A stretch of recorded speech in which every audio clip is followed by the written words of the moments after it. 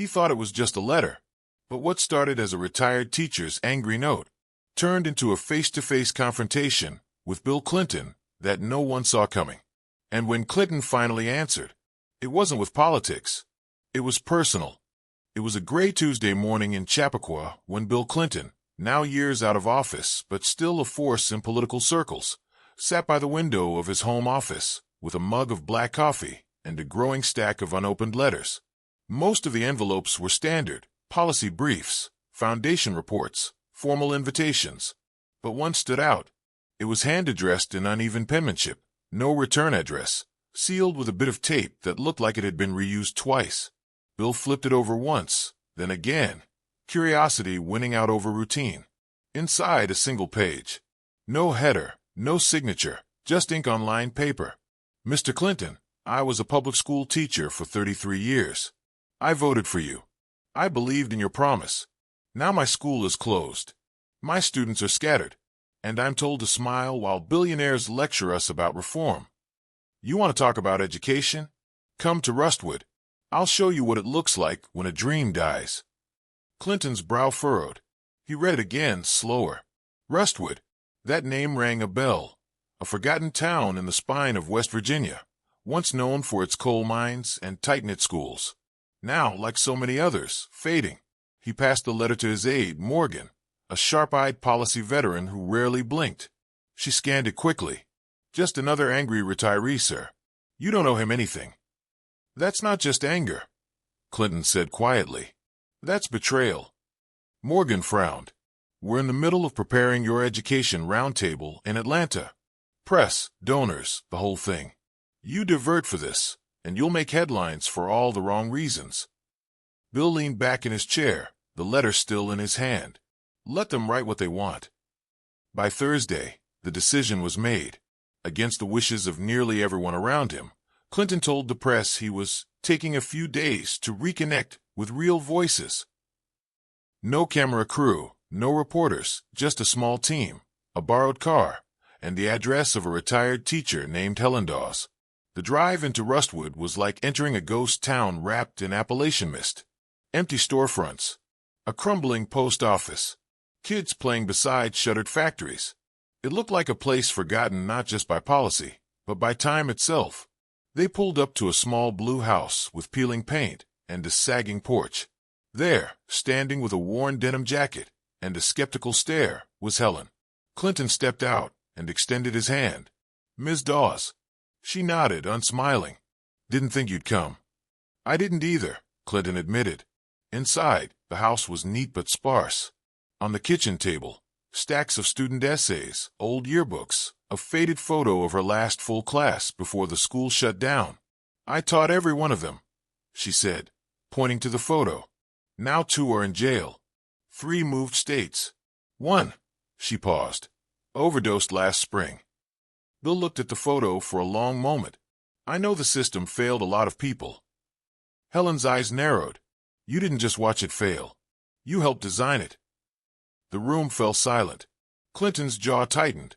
This wasn't going to be a polite conversation, and that, somehow, made it feel more honest than anything he'd heard in years. Helen didn't offer him coffee or comfort, just the truth, served raw and cold, like the December air slipping through the window panes. You know what it felt like, she said, her fingers resting on a cracked ceramic mug. When the federal government called our school failing, like someone declared our entire lives worthless. Test scores dropped, so they cut our funding. Then they brought in consultants who'd never taught a day in their lives. We didn't need reform, Mr. Clinton. We needed respect. Bill listened, his hands clasped on the table, the weight of his presence suddenly heavy. Helen stood, walked over to a shelf, and pulled down a cardboard box labeled, Letters I Never Sent. She dumped them on the table. Dozens, maybe hundreds. Some typed, some handwritten. All addressed to officials, senators, even to him. They told us to raise scores, she said. But when the kids came hungry, we fed them from our own pockets. When their parents disappeared into the opioid crisis, we became their family. You think a standardized test can measure that? Clinton opened one letter, a 6th grader's apology for missing school because his mom had been arrested. Another from Helen herself, begging the state not to fire the only counselor in the district. "Do you still think education reform was the answer?" she asked. Bill didn't respond right away. He knew the numbers, the graduation rates, the budgets, the political battles. But those letters, they weren't data. They were damage. "I believed we were helping," he finally said. "More accountability, more choice. That's what people wanted." "People in offices," Helen snapped. "Not people in classrooms." She wasn't yelling. Her voice was steady, almost exhausted, like someone who had shouted for years, and only now realized no one was listening. Clinton stood and walked toward the window. Outside, a rusted jungle gym swayed in the breeze behind what used to be Rustwood Elementary. Now boarded up, its sign faded to near invisibility. "What do you want me to do, Helen?" he asked without turning around. "I can't rewind the past." "No," she said, "but you can stop pretending we all moved on." She reached into a drawer and pulled out a sheet of signatures, names of former teachers, students, even janitors, people who had stayed, people who had suffered, and under the list, a question written in thick red ink. "Will you speak for us now?" Bill turned slowly. The letter, the house, the photo, the box. It was all clear now. Helen hadn't written to vent. She'd written to test him. And he had shown up. "I don't know what I can fix," he said, "but I'll stop hiding from what I broke." Helen exhaled. It wasn't forgiveness, not yet, but it was something. Outside, the wind picked up. A light snow began to fall. "You want to understand what really happened to education?" she asked, grabbing her coat. "Then come see the places we go when school is the only thing holding a kid together, and it's taken away." Bill nodded, reaching for his scarf. "Lead the way." The next morning was bone cold. A low fog clung to Rustwood's narrow streets, like it had nowhere else to be. Clinton followed Helen in silence, his collar up, his breath visible. They passed shuttered shops, a church with a broken steeple, and finally a building that looked more like a bunker than a school. Cracked bricks, boarded windows, graffiti where the school crest used to be. "This," Helen said, stopping in front of the chain-link gate, "was our middle school. Closed in 2012. They said consolidating would optimize resources." Bill stared at it. "And where did the kids go?" "Some were bused 45 minutes away. Others just didn't go anymore. They stepped through a hole in the fence. Inside, the hallway was dark but walkable." Helen turned on a flashlight. Faded posters lined the walls. "Reading is power. Respect starts here." A child's shoe lay under a locker, untouched by time. "I taught civics here for 15 years, Helen said, running her hand along a classroom doorframe. "I used to believe in the system. I tell my students that government could change lives." "And now?" Clinton asked. "I teach GED classes in my basement, for the ones who fell through." They entered a classroom where the chalkboard still held a partial sentence. "The Constitution is important because..." "It's like a graveyard," Bill muttered. Helen nodded. "But no one ever comes to mourn." Clinton knelt beside a student desk, its plastic surface carved with initials and song lyrics. "When I pushed for charter options, I thought they'd supplement schools like this, not replace them." Helen didn't gloat. She just looked at him, steady. Intentions don't fix impact. Suddenly, a voice echoed behind them. "You're really here." They turned. A man in his 30s stood in the doorway, flannel shirt, calloused hands, cautious eyes.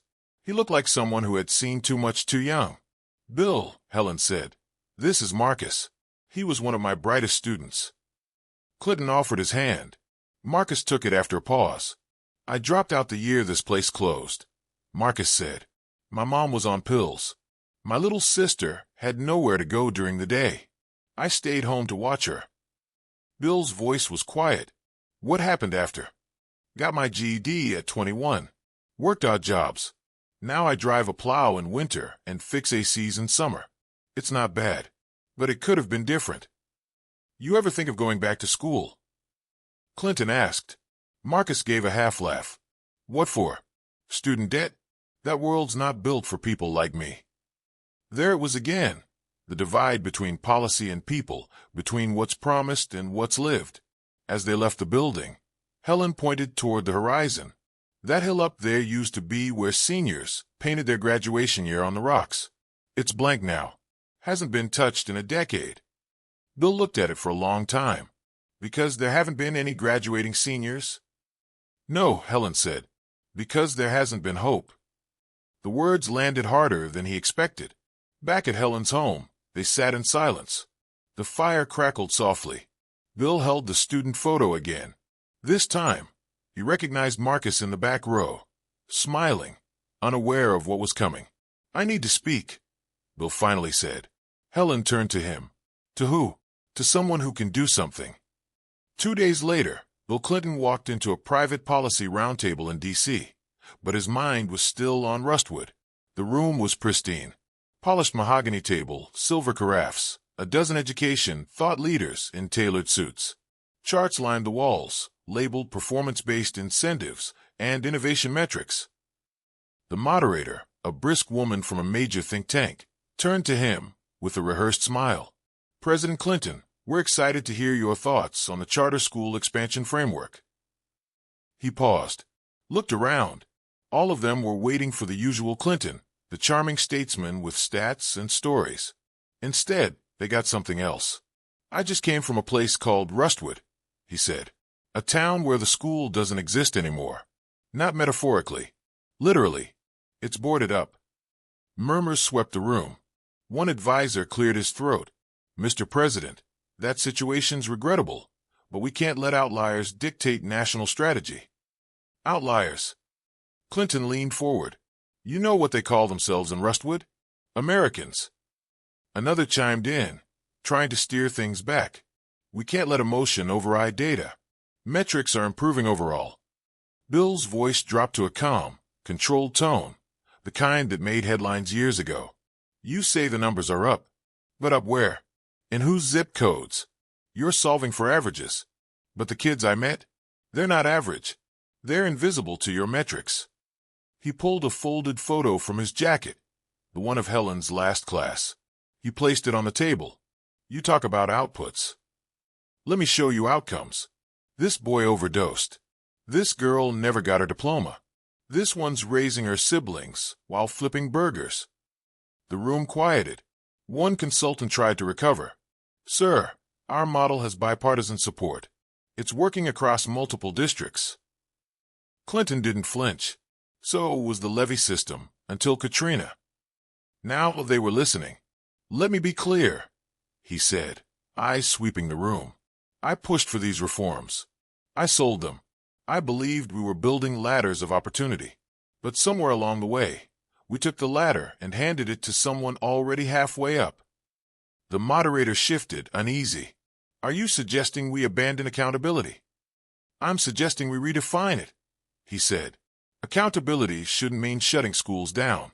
It should mean showing up when they're in crisis, not replacing teachers with algorithms, not calling a school a failure and then letting a community collapse. He paused. Helen Dawes didn't fail her students. We failed her. Silence. Clinton stood. I'll be in Rustwood next month for a community forum. You want to see what education really looks like in this country? Come with me. No cameras. No data slides.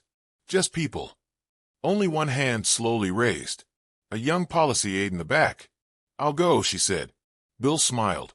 A month later, the gymnasium in Rustwood, long and used, its basketball nets frayed and bleachers dusty, was filled for the first time in over a decade. Folding chairs squeaked beneath aging teachers, curious parents, and wide-eyed students. A homemade sign hung above the makeshift stage. Rustwood still matters. Bill Clinton adjusted his tie backstage. Helen stood beside him, arms crossed, more nervous than she let on. You sure about this? She asked. I've stood in rooms with world leaders, Clinton said. None of them scared me like Marcus's stare did when I told him we'd try. They walked onto the stage together. The crowd hushed. Bill began, not with a speech, but with a story, Helen's story. Then Marcus's. Then stories from letters. Names no one in D.C. had ever said aloud. He didn't apologize like a politician. He spoke like a man who had seen the consequences of his legacy and refused to hide from them. I thought reform meant progress, he said. But in some towns, it meant vanishing. That's on me. There were no cheers. Just silence. Then Helen took the mic. We wrote letters for years, she said. No one answered. But he came. And that's not enough, but it's a start.